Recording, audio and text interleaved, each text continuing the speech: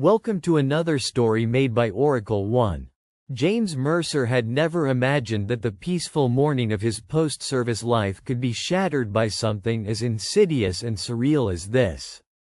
A war veteran living quietly in the outskirts of Cedar Falls, he had thought that his days of high stakes and shadowy missions were long behind him.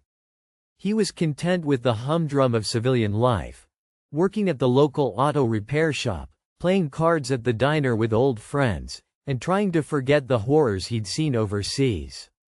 Yet, today dawned with a merciless knock on his door, setting into motion a chain of events that forced him back into darkness, into a world he scarcely remembered, if at all.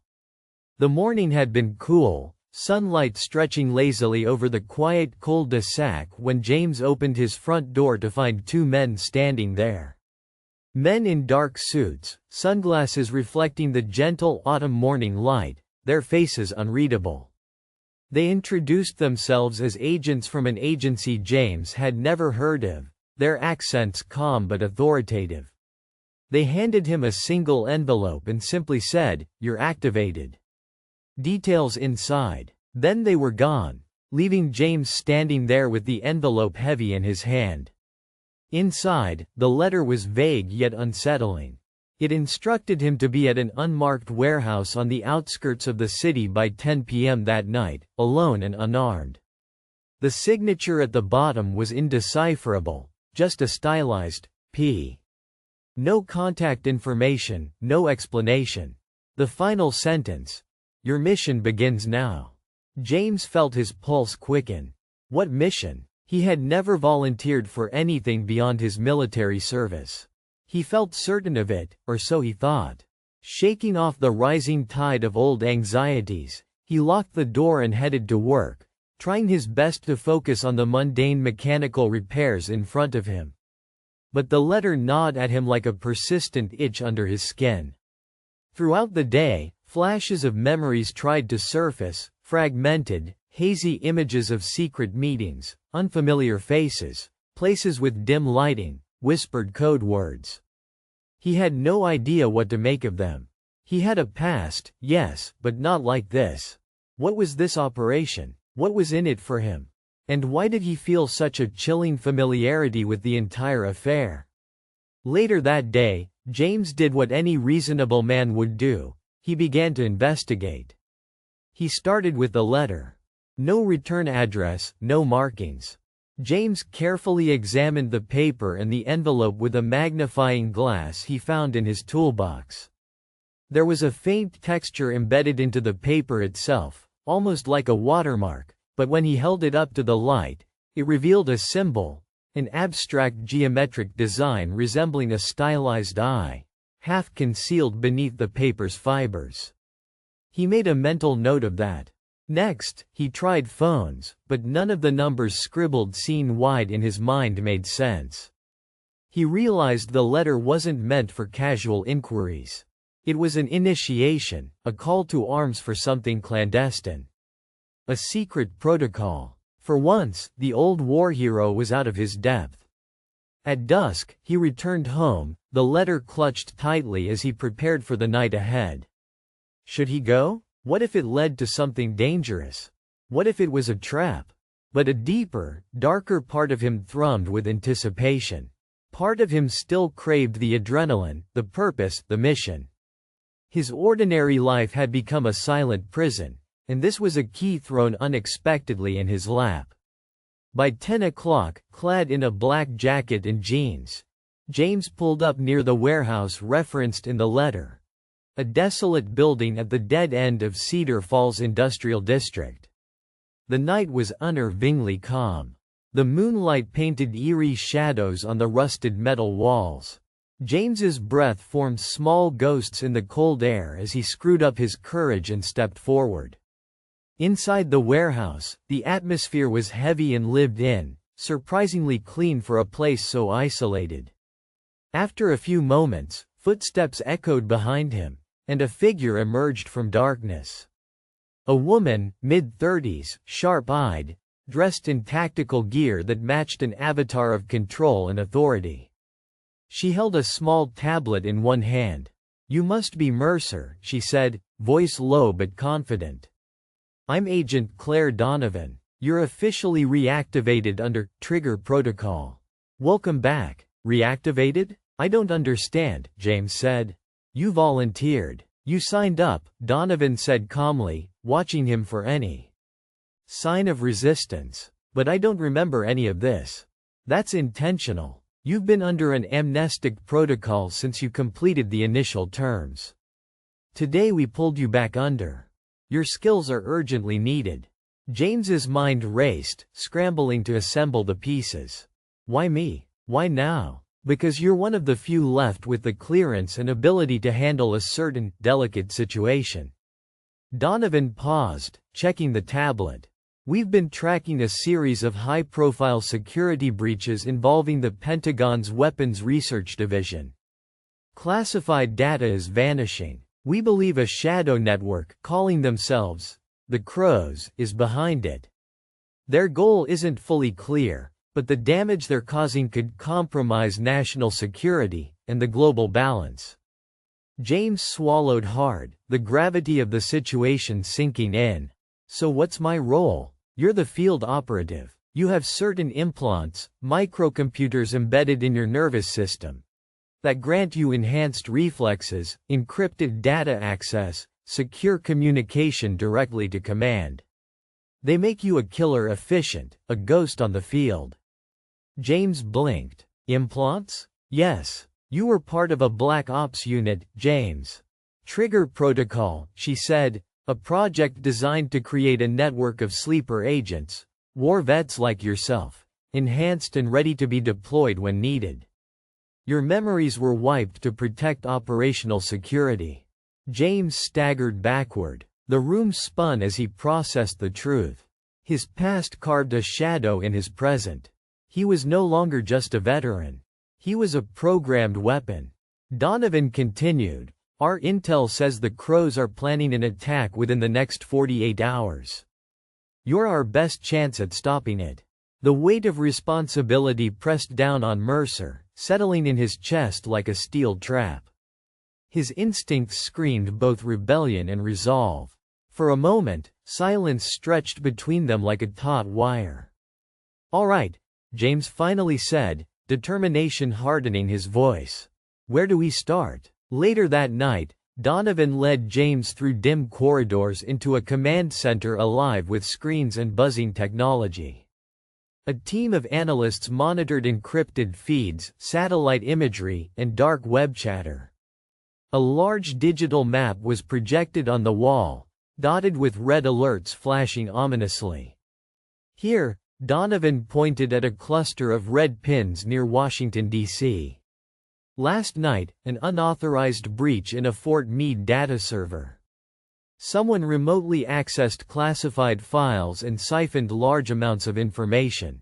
We traced the hack to a rogue cell within the city. Our intel suggests their leader is Raven, a cyber terrorist with a vendetta and access to insider info. James nodded, steadying his nerves. What do we know about Raven? Not much, Donovan admitted. He's elusive. Most think he's a former intelligence operative gone rogue. But his resources are considerable, and he's heavily networked. Our best lead is that he's planning to sell the stolen data to the highest bidder, potentially foreign agents. She looked at James. Your mission? Find and neutralize Raven before he can make his move. It was a delicate dance. Too much force and the data could be leaked instantly.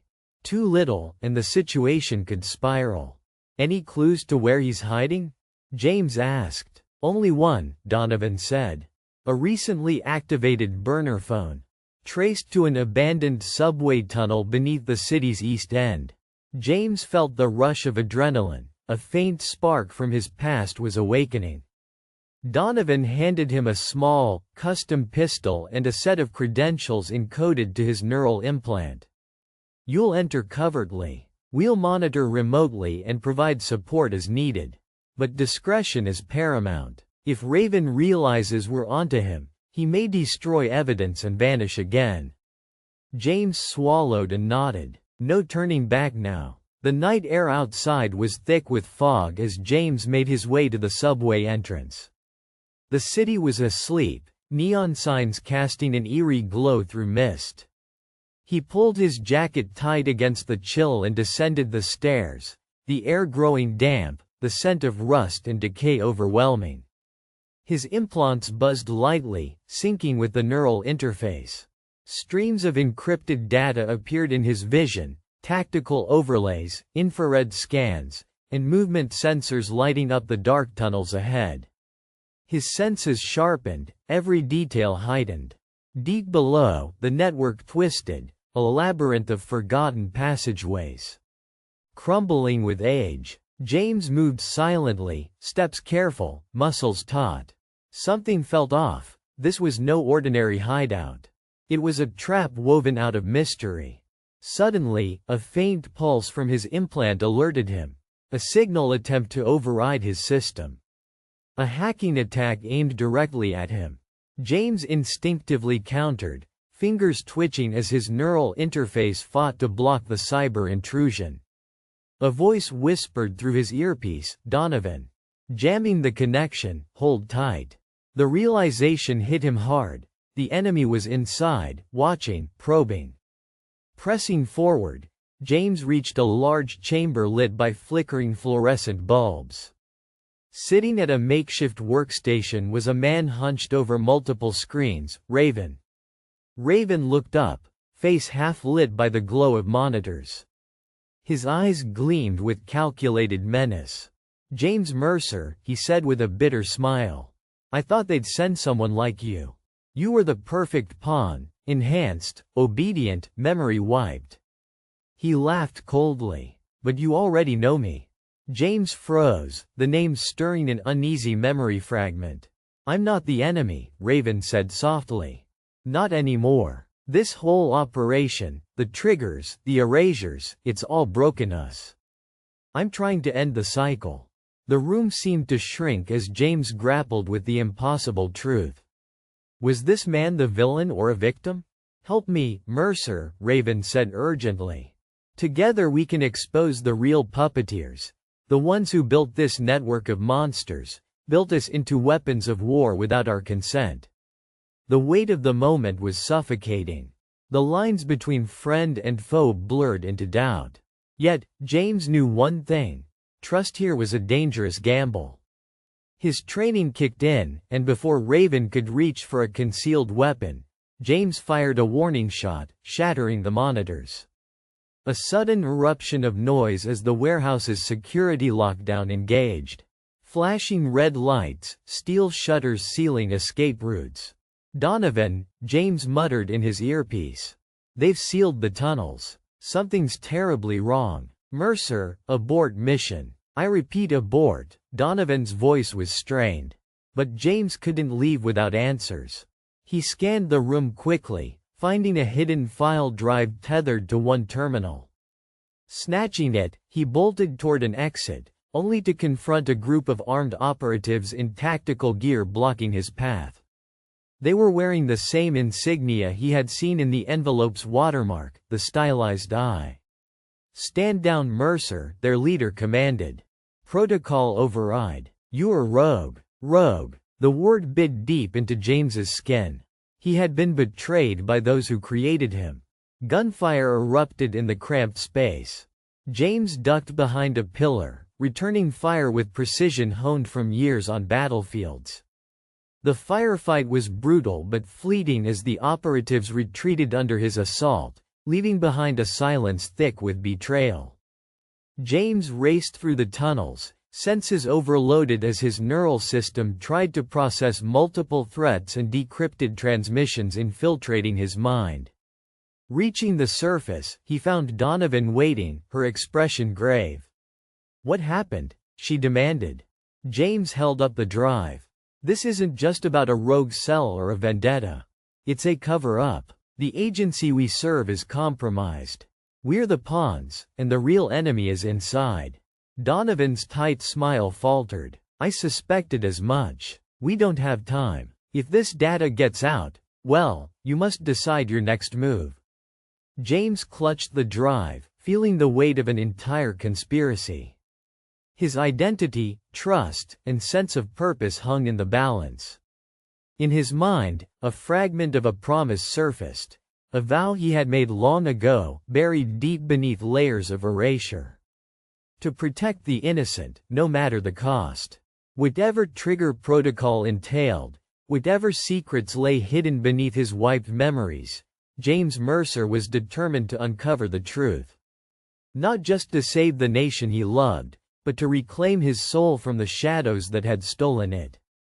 For more stories, like and subscribe.